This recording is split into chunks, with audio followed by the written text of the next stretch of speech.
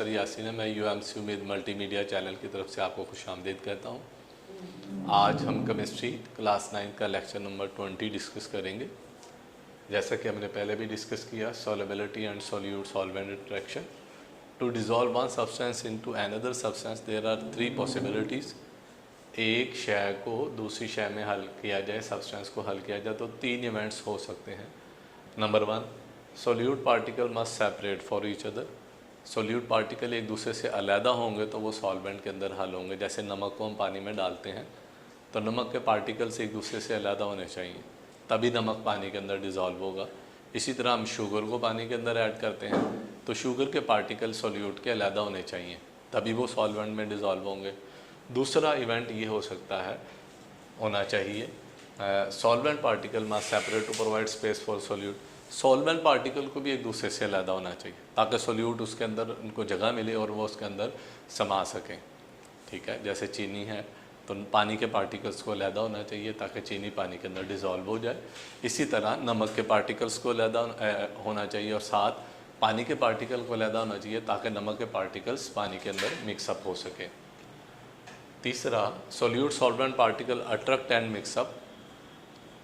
Solute और solvent में attraction होनी चाहिए और वो दोनों एक दूसरे में तभी मिक्स हो सकते हैं। जैसे आप नमक को पानी में डिज़ोल्व करेंगे तो सोडियम आयन और क्लोराइड आयन के गिर्द पानी के आयन्स आ जाएंगे और इनमें नई अट्रैक्शन पैदा हो जाएगी। ये अट्रैक्शन की फ़ोर्स नमक के पार्टिकल्स के दरमियान फोर्सेस ज़्यादा स्ट्रॉन्ग होनी चाहिए और ये अट्रैक्शन की फ़ोर्स पानी के दरमियान पार्टिकल के दरमियान फोर्स से भी ज़्यादा स्ट्रॉन्ग होनी चाहिए। Solution formation depend upon the relative forces, attractive forces between the solute, solvent, solute, solvent and solute, solvent. Solution के बनने का अनुसार फोर्सेस पर होता है कि सोल्यूट में कौन सी फोर्स है, सॉल्वेंट में कौन सी फोर्स है और सोल्यूट सॉल्वेंट के अंदर कौन सी फोर्स पाई जाती है। जैसे नमक के पार्टिकल्स के दरमियान कौन सी फोर्स है, वाटर के पार्टिकल्स के दरमियान कौन सी फोर्स है, सॉल्ट और वाटर के दरमियान कौन सी अट्रैक्टिव फोर्सेस मौजूद है। Solutes are solid, ionic solids are arrange regular pattern and inter ionic forces are maximum. आमतौर पर सोल्यूट सॉलिड होते हैं, जैसे नमक ये क्रिस्टल शक्ल में होता है। ये देखें आप इसका क्रिस्टल, इसमें सोडियम आयन है, क्लोराइड आयन है और आपस में बड़ी मजबूती के साथ इंटर आयनिक इनके आयन्स के दरमियान मैक्सिमम फोर्सेस मौजूद होती हैं, जिसके साथ ये मजबूती के ज़रिए एक दूसरे के साथ जुड़े होते हैं और क्रिस्टल शेप इख्तियार कर लेते हैं। If new forces between solute and solvent particles overcome the solute attractive forces, then solute dissolve and makes a solution. Let हम नमक को पानी में हल करते हैं तो नमक के ये आयंस जो है वो इनके दरमियान जो अट्रैक्टिव फोर्सेस है ब्रेकअप हो जाती हैं। अगर ये फोर्सेस ब्रेकअप हो जाती हैं तो नमक के आयंस और पानी के दरमियान नई फोर्सेस बन जाती हैं। जैसा कि आप देखें, सोडियम आयन है, इसको पॉजिटिव सिरा पानी के मालिक्यूल का नेगेटिव सिरा इसको सराउंड कर लेता है। इसी तरह नमक का जो क्लोराइड सिरा है, इसको पानी के मालिक्यूल का हाइड्रोजन पॉजिटिव सिरा इसको सराउंड कर लेता है। तो इस तरह सोडियम आयन और वाटर मालिक्यूल के ऑक्सीजन और क्लोराइड आयन वाटर मालिक्यूल के हाइड्रोजन का आयन के दरमियान नई फोर्सेस एग्जिस्ट हो जाती हैं। अगर ये फोर्सेस नमक के दरमियान सोल्यूट फोर्सेस पर गालब ओवरकम हो जाती हैं तो इसका मतलब ये हुआ कि वो सोल्यूट पानी के अंदर डिज़ोल्व हो गया।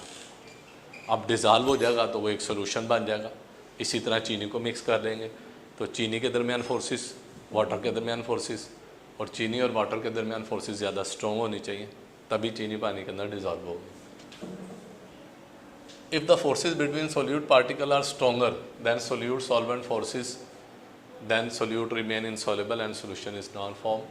अगर सोल्यूट पार्टिकल के दरमियान फोर्सेस बहुत ज़्यादा स्ट्रॉन्ग होती हैं तो फिर सोल्यूट और सॉल्वेंट के दरमियान फोर्सेस वीक होंगी और वो सोल्यूट पानी के अंदर या सोल्यूशन के अंदर हल नहीं होगा। जैसे ये आप देख रहे हैं, ये पेट्रोल है, नीचे पानी है, हमने एक बीकर में पानी डाला, उसमें पेट्रोल डाला। अब पेट्रोल जो है इसके मालिक्यूल के दरमियान फोर्सेस जो है वो बहुत ज़्यादा स्ट्रॉन्ग है और पेट्रोल और वाटर के दरमियान फोर्सेस इंतहाई वीक और ना होने के बराबर फोर्सेस हैं। यही वजह है कि पेट्रोल जो है वो पानी के अंदर डिज़ोल्व नहीं होता और सोल्यूशन नहीं बनता, हालांकि ये दोनों लिक्विड है। इसी के मुकाबले में अगर अल्कोहल पानी में डाल दें तो वो फ़ौरन डिज़ोल्व हो जाएगी क्यों? अल्कोहल और पानी के दरमियान स्ट्रॉन्ग एंड अट्रैक्टिव फोर्सेस मौजूद है। तो इसका मतलब ये हुआ, अगर सोल्यूट पार्टिकल के दरमियान फोर्सेस स्ट्रॉन्ग हो गई हैं और सोल्यूट और सॉल्वेंट के दरमियान फोर्सेस वीक है, तो वो सोल्यूट सोल्यूशन के अंदर हल नहीं होगा। The solvent molecule first pull apart the solute ions and then surround. जब भी किसी सोल्यूट को हल किया जाता है तो सॉल्वेंट पार्टिकल सोल्यूट को एक दूसरे से अलहदा करते हैं, जैसा कि आप देख रहे हैं सोडियम आयन को अलहदा कर दिया क्लोराइड आयन से।